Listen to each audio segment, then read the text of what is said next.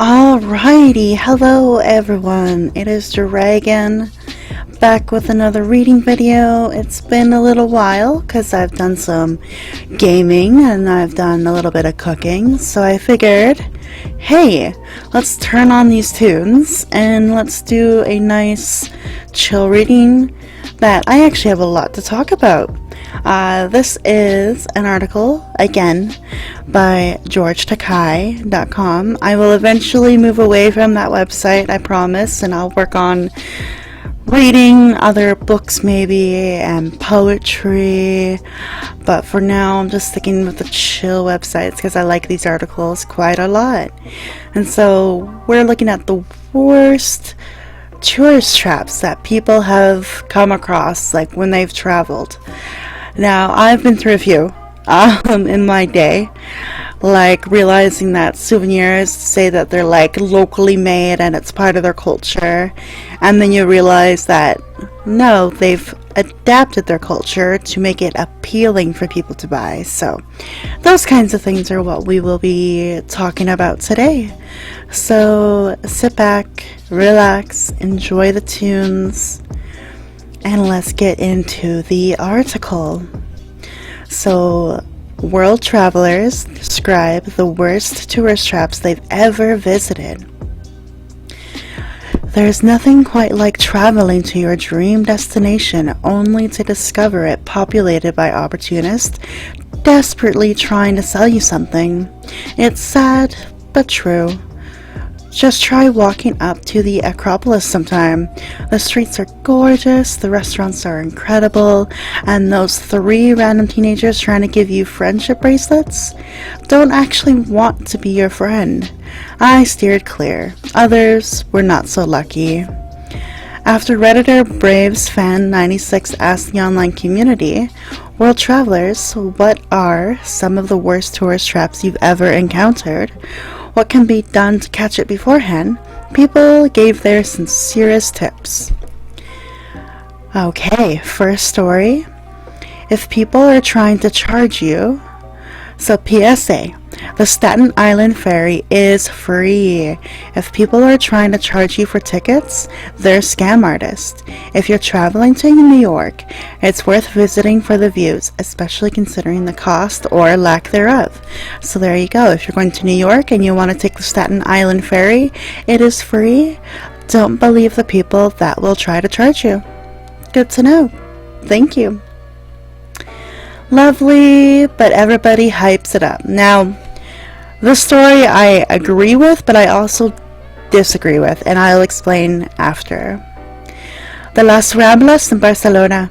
It's a lovely city, but everybody hypes up this one street that's crowded full of people.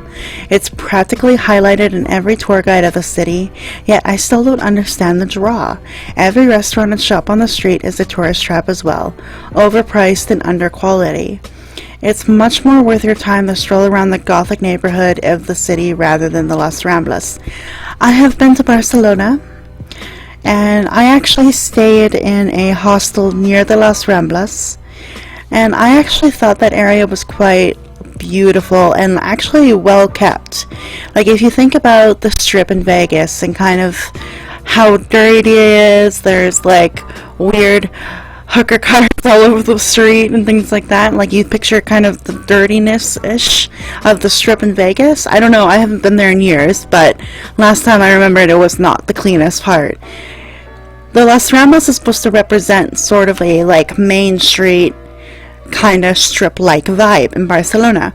Now, it's not like the Strip. It's not that exciting. It's not many bright lights. It's not like to that extent. It really isn't. But I still think it's a really lovely area. The food there, yeah, it's a little pricey, but there were some really good like paella, and there was some, you can still go see some flamenco and like that kind of cultural dances. And plus, it's just a really beautiful area. You can walk up and down the streets pretty easily.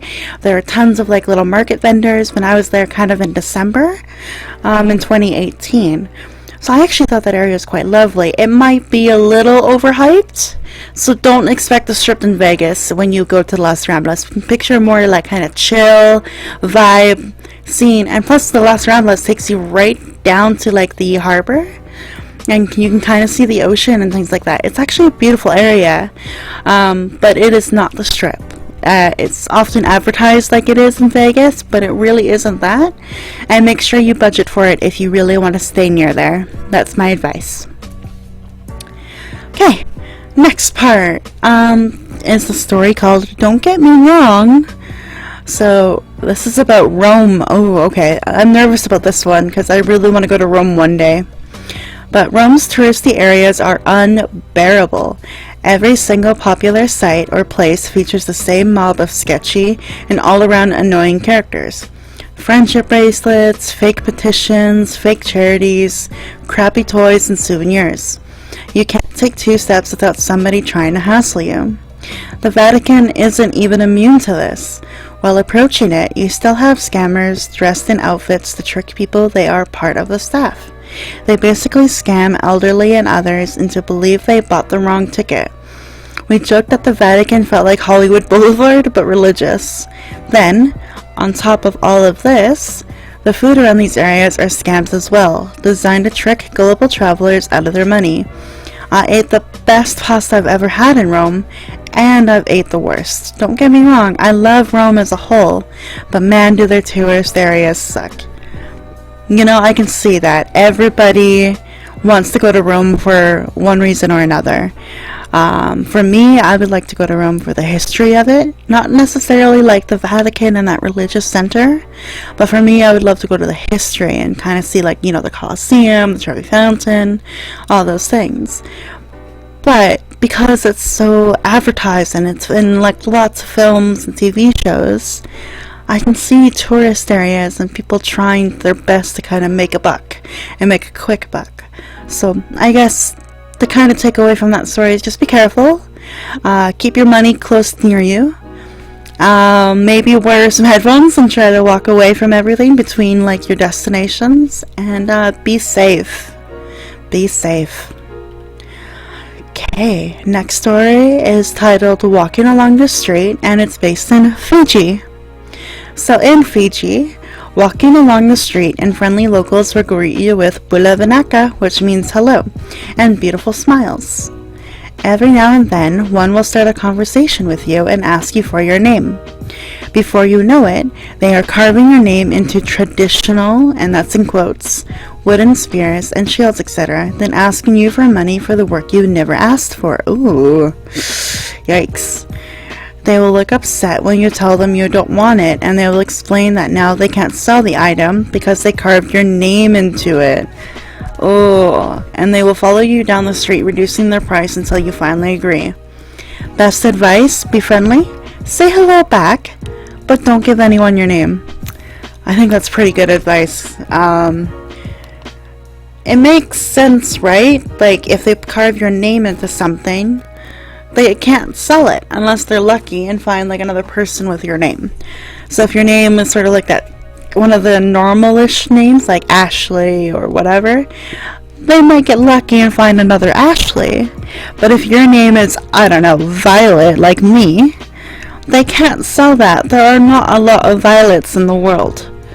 So that's actually good advice. I would love to go to Fiji for like a tropical vacation. Oh my gosh. But good to know, don't give anyone your name.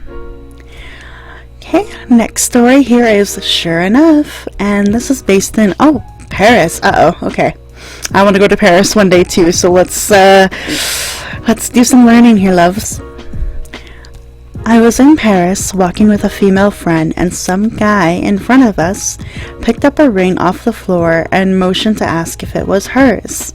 She said no, but he insisted she take it. I said, don't, he's trying to get money off of you. And she said, no, he just picked it off the floor. Sure enough, he asked her for money. She gave him a little. I guess it wasn't enough, so he asked for the ring back. When we walked away, I said, you know, that guy just took you for a ride, right? We're from New York City, so she felt very ashamed. Ooh. Okay, so people will try the simplest tricks to kind of get money from you in Paris. I can see it. Again, a big city. It is filmed. It is advertised. You see lots of things mentioning Paris everywhere you go. I can see it being very kind of touristy, trappy, scamish. So just, again, if you don't feel right about a situation when you're in a new place, it's best just to walk away, or just tell them no thank you and just literally keep moving. Don't stop. Just keep moving. The same can be said about in Mexico. I went to Puerto Vallarta in Mexico. I kind of stayed there for around 6 weeks. And on the Malecon, which is a beautiful like walkway near the ocean, it's stunning. But there will be people there that will build things, like you can watch, and if you stop and watch them build like little sand things and little statues of rocks, they will ask for money. Or if you even just stop once to check out like some wares, because people will have like their little mats out with like bracelets and rings and like little touristy thingies and like souvenirs. If you stop, they will hassle you for money. So if you really do want to buy something and you want to stop, then please do stop. But if it's like you don't want to be bothered, stay in the center of the Malecon and just keep walking. And I think that advice could be good for kind of the big touristy areas for wherever you go. So the exact same thing. Alright, this is again in Rome, but this is specifically about a couple different things, like the Colosseum and the Vatican. So let's see what their advice is. We wanted to visit the Colosseum in Rome. All the way towards it from the tube station, there are dozens of people offering discounted tours, and that's in quotes, discounted tours. You join a group, they get you in for a reduced price, seems good. Except it isn't. These tour tickets are about 20 euros per person, which seems reasonable until you get to the entrance of the Colosseum and see that it's 12 euros for an adult, or 2 euros for a student. My wife and I got in for 14 euros because she still had a valid student ID. So you gotta be careful. I've seen these little group tours advertised everywhere you go. It is always best to check the price at the actual attraction or location than to trust your guts on a guided tour. Don't get me wrong, not all guided tours are scammy, but just do your comparisons, look it up.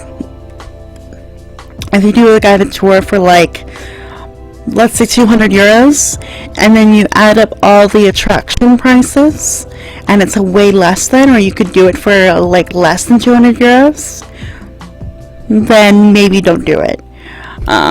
So that's just good. Always look up the price of the actual attraction first, and then do your comparisons for walking guides, tour guides, ferry guides, that kind of thing.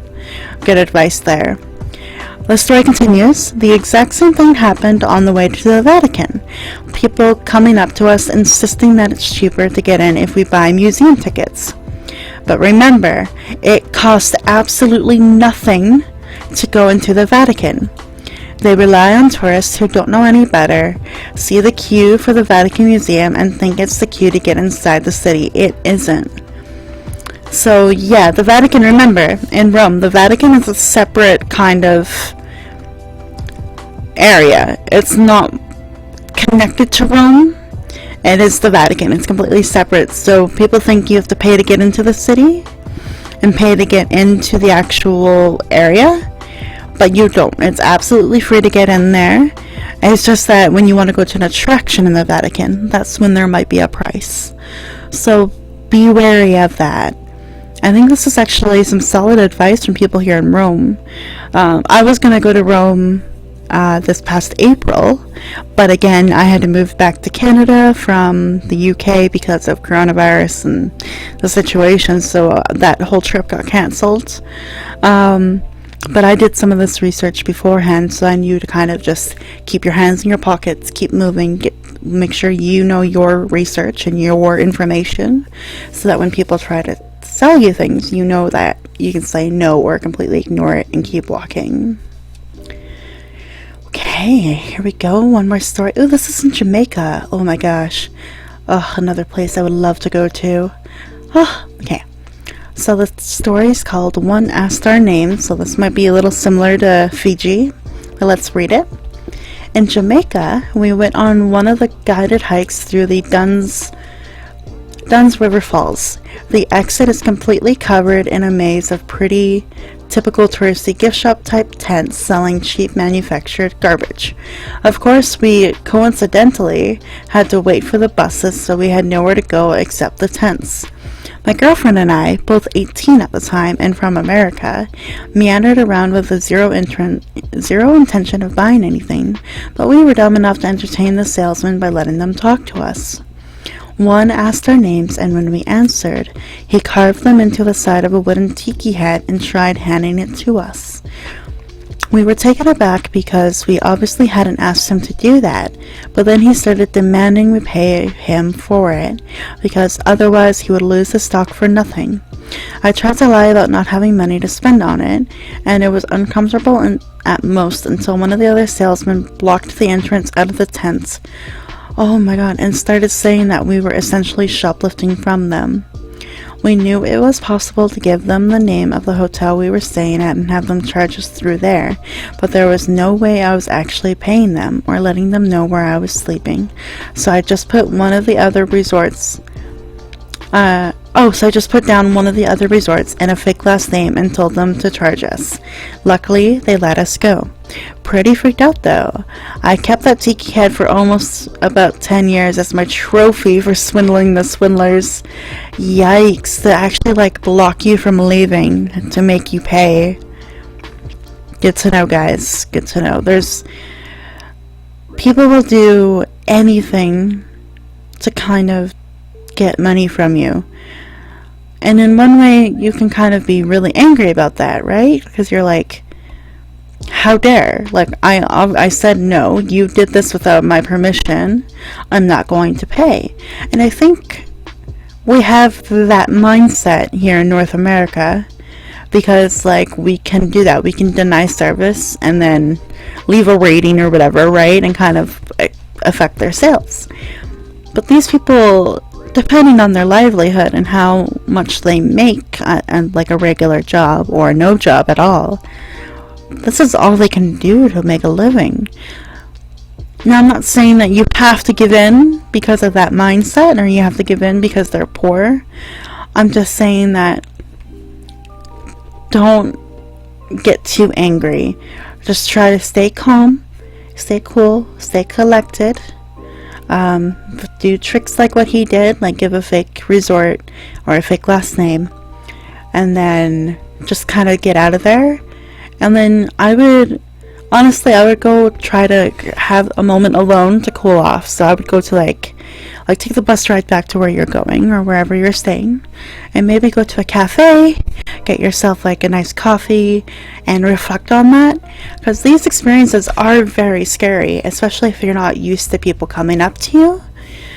So that's what I used to do. I did that in Granada, I think, where I was trying to find my hostel, but I couldn't quite find it, and my Spanish is decent, but I couldn't communicate it enough to people to ask where it really was.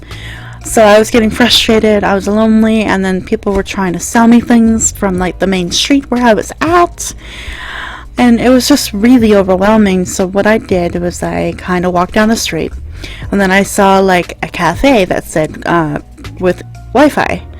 So I got in there, I grabbed my laptop out because I brought it with me. It was a 2.5 week vacation in Spain, so I brought it with me.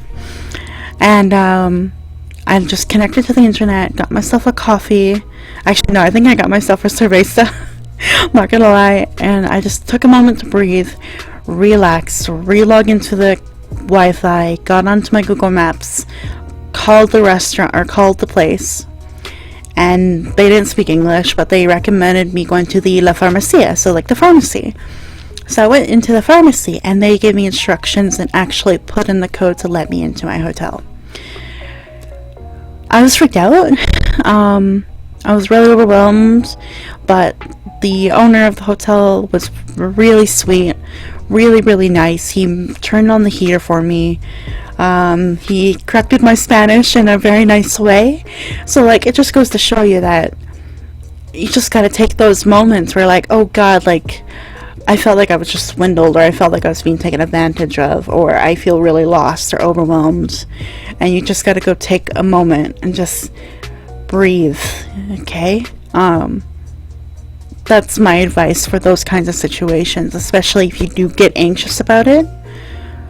Take a moment, breathe, and then kind of, all right, you know what, I've got 15 minutes to get to the tour. I'm gonna go now. And it'll be fine. And if you're in, honestly, most tours, from what I can see, they have, you know, the time that you need to go on, but usually you have like within an hour of that time to kind of do your tour. It depends on the place, of course. So I got lucky because I booked a tour through the Nobel Peace Prize Center in Oslo. And so I went on a lovely, oh my god, Oslo's a beautiful city. I went on like a really lovely winter ferry cruise around the Oslo fjord. And then I came back and I was running late. But when I got in there, they're like, oh, no worries. You've got like an hour, and then you can kind of go in. Or like an hour kind of wiggle room for your ticket. So then I was like, oh, okay, thank God. Like, I'm not going to get charged for being late. So keep that in mind. If you need that moment or you're running late for something, most people will be like, oh, no worries, come on in. So just keep that in mind. But do your research beforehand. Okay. Alright, I'm going to finish up with a story about Istanbul, and then we will wrap up the video. I will link the article to you guys below, because I'm not going to finish all the story. Oh, you know what? I will finish the stories. I just saw that I have 3 stories left, so let's do it. So this is about Istanbul, and the story is called When the Bar Closed. In Istanbul, I connected with 2 random dudes. We had some beer together at a bar and spent a good 2-3 hours there. I bought them a few beers and they offered me beers as well. Had a genuine good time, as I often do when meeting strangers, since I travel alone most of the time. When the bar closed, they said they knew a good place nearby, so naturally we went there. They ordered a bottle of whiskey, a very cheap one, and some girls came to our table. Also, not unusual. I'm kind of in the same mindset with this guy. In Barcelona, we had like a really nice like Christmas kind of buffet at the hostel, and I met so many amazing people there. And they would like go get me champagne and get me like, they would be really sweet, and they bought me a beer, like really genuine good people. Now I'm a little scared about where this story is going to, but I had a really positive experience about like people being very genuinely nice and offering to do things. So we'll see where this story goes. Again, also not unusual that girls came to our table. But they were working girls, but charged for company, and no one told me this. When the bill came, it came with 3 gorilla-like Turks. 3,600 euros. My friends, in quotation, said we all paid the same amount, but they had already paid at the bar. Things escalated. I was alone in Istanbul, 4 in the morning, drunk, angry, and afraid. Oddly enough, I slapped one open-handed over the face, drunk mode, so they carried me out front and said some shit and let me go. I would still have paid for the whiskey and possibly for one of the girls' company, but not 3,600 euros for all of us. Yikes. Yeah, I was wondering where that would go if he had to pay for all of them. So, yikes. Okay. Oh, this is Egypt. Oh, Egypt sounds so beautiful. A little sketchy with like politics, but it sounds beautiful. My dad, brother, and I took a trip to Egypt. We booked a tour with a local guide, and the experience was great. However, after we saw the pyramids, we were brought to look, in quotations, at some local stores. Basically, you take a look around and the shopkeepers do some convincing, and you end up buying some cheap shit, like a poster made out of genuine Egyptian paper, again these are in quotations, or exquisite cologne. My dad knew what they were doing, but he decided to buy some to support local business. So again, support local business in quotations. If you want to avoid things like this, just look at reviews, and if you find yourself in this situation, either be persistent in refusing or buy the cheapest thing there to satisfy them. That's good advice. That's also another thing to do as well. You know, like, oh, I'm being like bothered, I'm being hassled, this is uncomfortable. If you just buy one simple thing, that usually will satisfy them. They'll be like, oh, thank you so much, kind of thing. So that's also a strategy, so that's really good advice too. But yeah, also look at reviews. Again, please everybody, don't just go to a country on a whim. I mean, some people have really great experiences by doing that, but don't go to a country on a whim. Just try to do a little bit of research, like maybe just even ask what are tourist areas like, and that way you can be a little bit prepared to enter that kind of culture and that scene and know what to do. That's my advice for travel. Don't always do it on a whim. Do a little bit of research just to be safe. And next story is Keep Walking, and this is in good old New Orleans. So let's see. I'm not a super well-traveled person yet, but I did get trapped pretty good in New Orleans. If someone comes up to you in New Orleans and asks you where you got your shoes, the proper answer is on my feet. If they ask where you're from my mama. Keep walking and don't let them polish or clean your shoes because they'll charge you for that and for their talk. Oh, interesting. You have to kind of be very witty in New Orleans or you'll be charged. Interesting. Good to know. New Orleans I would love to go to one day in my life as well, so good advice. I think this article is very informative, and I hope what I've also said to all of you about travel and my experience has helped you guys as well. So yeah, thank you guys for listening. Hope you enjoyed the tunes and the relaxed vibe, and I will see you guys in my next video. Take care, be safe, and love you guys. Bye.